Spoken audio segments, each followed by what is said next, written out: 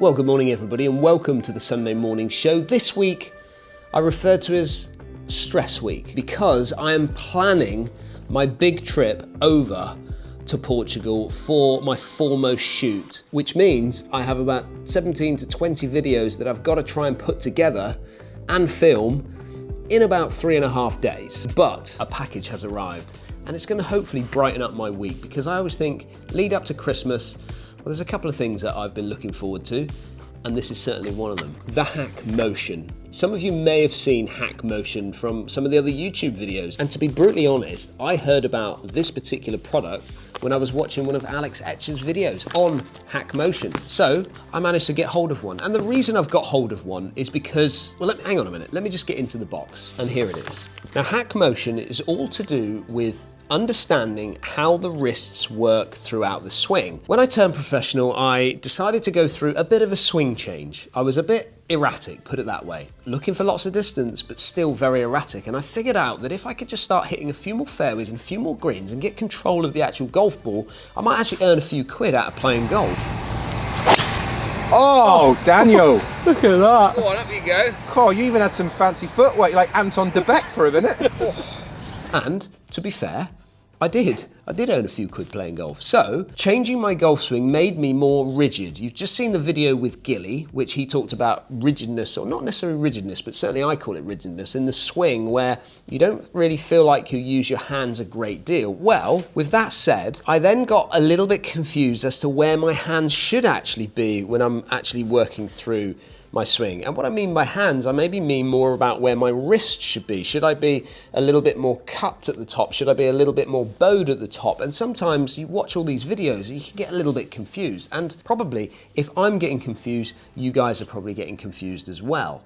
So, hack motion is a process that I kind of want to go through in 2025. I want to bring to you a bit of an idea as to where I am, where I need to get to with my hands and how they're going to react through the ball, because we know that I'm quite a handsy golfer. But I also want to get an idea of where some of the other guys that you like on the channel, where they are in their golf swings. So I won't go into this now, but I just wanted to share it with you because I just wanted to say that I'm going to be getting into this in 2025. I'm going to bring to you my little journey with where my hands are in the golf swing, and I'm sure that some of you will learn just something about it, and hopefully it'll help your games as well. So if you want to join me and get involved, then go and check Hack Motion out for yourselves. Like I said, they've sent it through to me so I can go through the process of sharing it with you guys. So yeah, going to be an interesting series, put it that way. So what does Stress Week look like? Well, Stress Week is going to be a little bit of a frantic one this week. I've got Joe the Pro coming down to Churston, and we're going to be putting together some videos which have to be turned around pretty quickly. I know we've got a TaylorMade video to put together. I've got a Cobra video which needs to get out sharp. And then we've got one more which I think might be the Callaway video, but I'm not sure. We'll have to go through that with Joe. So he's coming here on Monday to get that done. On Tuesday, I'm heading up to Stoke Park to spend a little day with Under Armour. That should be fun. Got one of their players coming in. Can't give away too much information on that because that's all under embargo. That player hasn't been announced to the wider audience, should we say, the wider world. So got to keep that one under wraps. Then Wednesday is a day of hitting balls and meetings with Foremost because I need to get the numbers before I go to Portugal with all this product. And I reckon I'm going to be hitting best part of nearly 300 to 400 golf balls to get the numbers, to get the ideas, so I can put them into the videos and then create the videos off the back of it. So I've got meetings with all the companies. Then on Thursday, I believe, I've got James Ruth coming over as well, and we're going to be doing maybe a little what's in the bag with him. And then on Friday, I'm going to do the Christmas special. And I know that this is something that you guys have been looking forward to, but the plan is to head down to Perranporth with Bernie, the channel favourite Gilly, and on camera, because he's a little bit out of action at the moment, is my brother Paul, because his back is still pretty bad. He's not hit a golf ball now for, well, I would say like 3 months. So he's going to come around and do some filming, and then maybe we'll put a little spin on it for him as well. But yeah, so that's my busy week, and then I've got the weekend with the kids and the family, and then Monday morning, Jordan and I flying out bright and early to Portugal, where we've just got to smash out these videos and get them done. However, with that in mind, of videos. I've got to go and catch up with Joe the Pro today, which is Monday. And then I want to catch up with him about some putting ideas and see what he has to say about that. So let's get down to the studio. Well, that was what I call a very busy morning stroke day. It was a good stint, wasn't it? You've been helping me out, filming some Golf Monthly reviews. Hush, hush, not embargo dates, but yeah, it was good. Thank you, Dan. Always a pleasure. No, my absolute pleasure. Love it. Love doing it. But I've been on this little journey from the Sunday morning shook last couple of weeks, really. And one of the things that's jumped out to me, we're talking about these putters again. Yes. You know the putters I'm talking about? I do, yes. And I know you're a big fan, and you can maybe explain that in a little bit more detail, I suppose, but a big fan of the lab process and what they've kind of done to move things, maybe? There's a slight misconception there. I'm a fan of the concept. So the concept of a putter that wants to balance toe up and doesn't want to rotate too much independently during a stroke. That makes a lot of sense to me. It might be my OCD or whatever. It makes sense to me that a putter not wanting to flip-flap around, open and close, and have torque forces on it should help you hit your start line. Lab do it really, really well. So I do like the Lab brand, but there's other people doing it now. So it's not necessarily that I love the Lab process in particular. Just that whole concept of a putter that doesn't want to rotate independently away from the target. Surely that makes sense. Yeah. Does it not? So a question that I've got, I want to go into a bit more detail on Lab because you can explain it maybe a little bit better to me. But a question that came in from a chap called Julian Roll, who's a big fan of the channel, comes on our bus tours. Right, Jules. Jules, yeah. I think he's used, you know, the Odyssey putter that you've got, which people look at and go, what's that? I've never seen that before. Have you got it with you? Here it is. Oh, perfect. That's it. That's the one. What is it? Which one is that one? Odyssey Toe Up number 9. Now, I've had this, I reckon, 8 years, 9 years. So, again, when you balance it independently on your finger, instead of being face balanced or even a bit of toe hang, this balances toe up. And the theory behind that is when you take it back and forth in your stroke, it doesn't have the torque forces on it that make it want to open and close during the stroke. So in theory, it's easier to return to square and hit your start lines more often than not. And that's why I like it. I find it from short range brilliant. The only thing I would say about this particular model is it's slightly unforgiving. If you miss the middle on long putts in particular, you've got to be on your game. You've got to be finding the centre, and that's underrated in putting. Just finding the centre of the face really helps you with your speed control. But yeah, the whole concept of it not wanting to rotate around too much during the stroke, balancing toe up, just makes perfect sense to me. So this toe up process has been around for some time then? Yeah, people are acting like it's brand new. It's not. So this has been, like I said, this was probably, I think, 2013, 14, maybe, something like that. Before that, Odyssey had the back strike as well, which was essentially balanced toe up. Right. No one's really labelled it in the way that Lab have. So Lab have done a really, really good job communicating the whole message of this lie angle balance. And have you seen the revealer that they put it in? I have seen the revealer of what they put it in, and so that to me is that makes me giggle every time I look at it. Why? I don't know, because when they do it, and I've not used it, and I'm sure you've used Paul's made one. Oh, probably. He has. Probably. Right, this will flash up on the screen now. Paul's homemade revealer. I'll send you the picture. I look forward to seeing this. It's brilliant. It's like just plumbing pipe. It's brilliant. He's nailed it. He's done well, yeah, honestly. Okay. But when they do it, and the people that I see on social that are posting it out there, I'm like, okay, I understand that when you hold on to this revealer, the putter doesn't spin and doesn't do all the twisting and this, that, and the other. And they're making it out like it's a massive negative that the putter does a bit of movement as it's taken away. And I'm laughing at it because I'm like, well, what about when you're holding on to the club?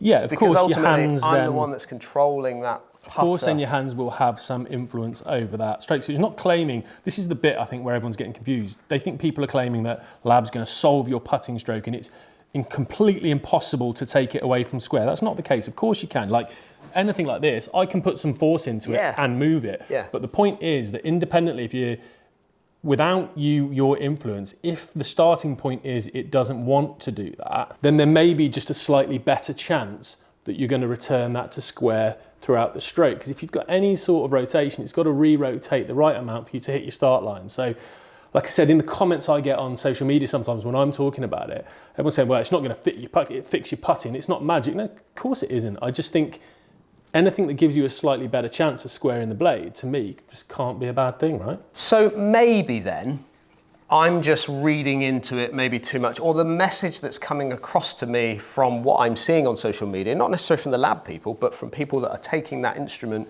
and putting their putter into it and showing it off. They're selling it to me in a way in which I'm like, yeah, but that's not how you putt. It's been sensationalised, hasn't it? People want to say exactly what I've just said. They want to give you this absolute, that won't move away from square, you can't miss your start line. Yeah. You're right, of course you can. As soon as you put that influence. Paul, again, so why do I always talk about Paul? I don't know. He had an interesting point, is that he wondered whether maybe in more of the broomsticks, you see Lucas Glover used a broomstick lab, Adam Scott broomstick lab, Will Zalatoris was using a broomstick lab. So when you, essentially what he's saying there is, if you're just putting your little fingers on the shaft and you're almost just allowing the club to swing, so you're kind of taking away your control of twisting that face. So Paul was wondering whether the lab sort of, or the lie angle balance process would be more effective in a broomstick. That makes perfect sense to me. If we're going really deep on the other side of things, I spoke to James Jankowski. Do you know James? No. He's an expert putting coach down in Hertfordshire, I think. Okay. Brilliant, honestly. Watch his stuff on Instagram.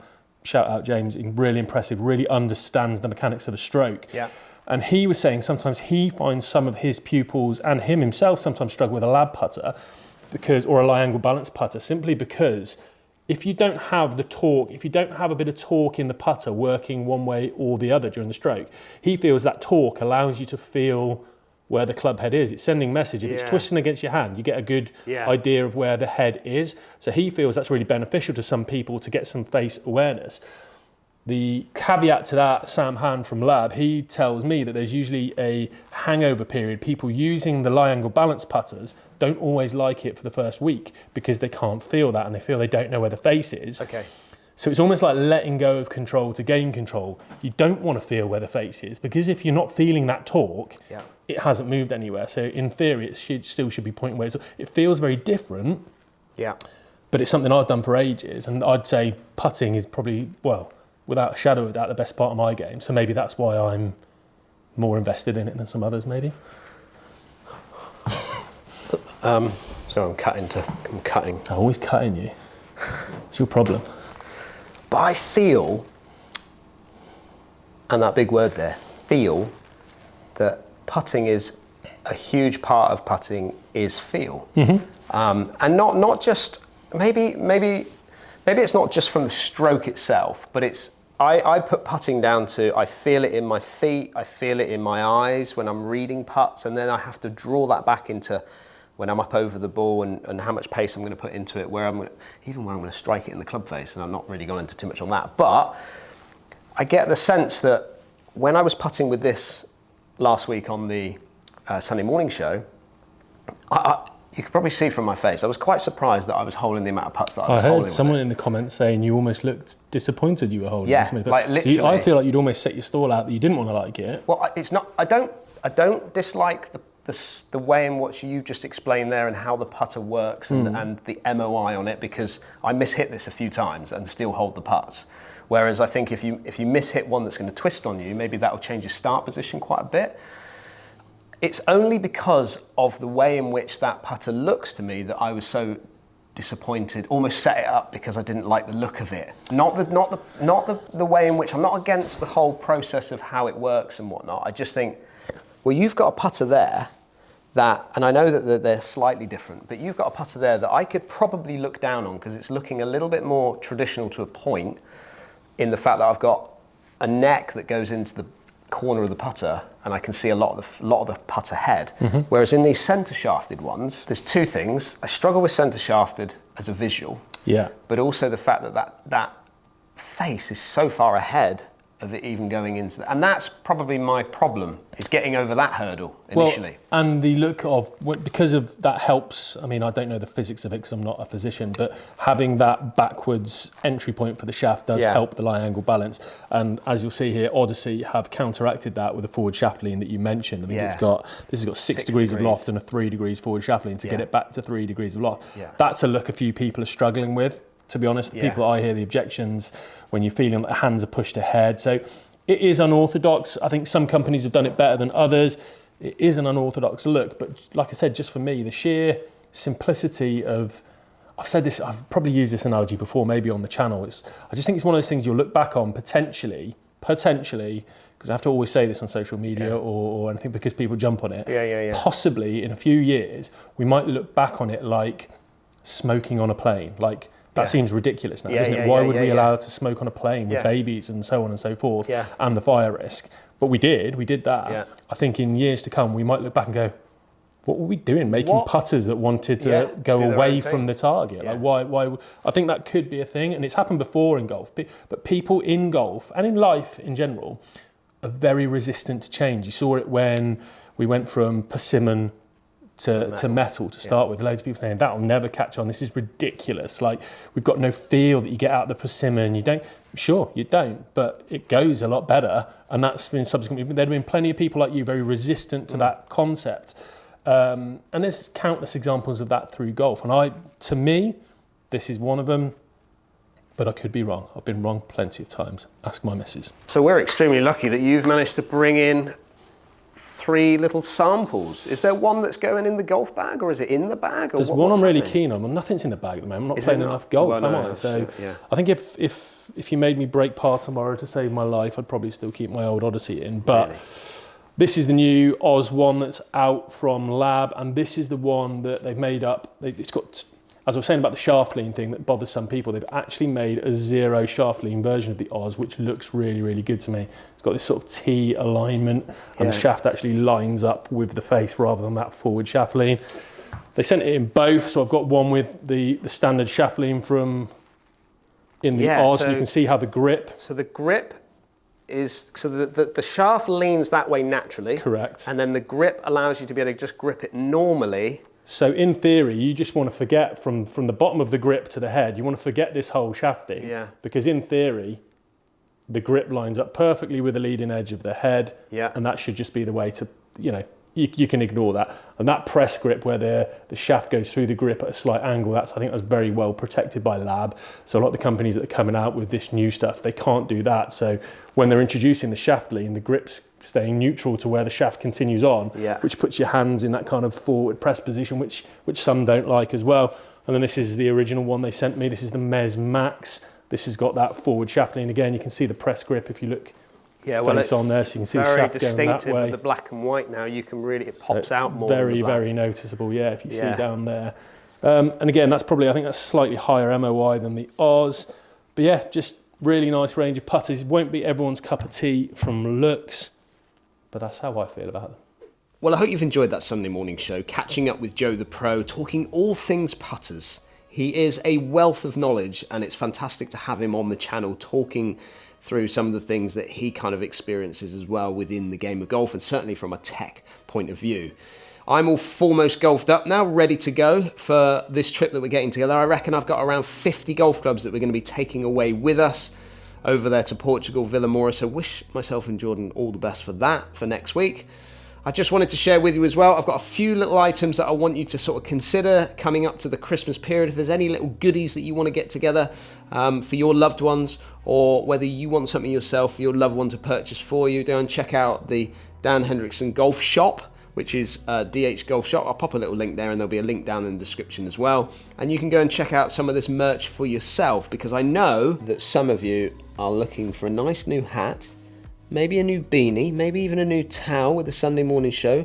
Everybody needs a scrubber, and probably my little favourite, the tea bag. And don't forget, if you are new to the channel, make sure you hit that subscribe button. Like I said, over to Vilamora now, and I will catch up with you next week. I've got the last part of myself and Chris Gill on the channel from Newport, and then I will be preparing myself to get you the Christmas special that we've done this week. Thanks for watching, and I'll see you again. Well, I'll see you next week.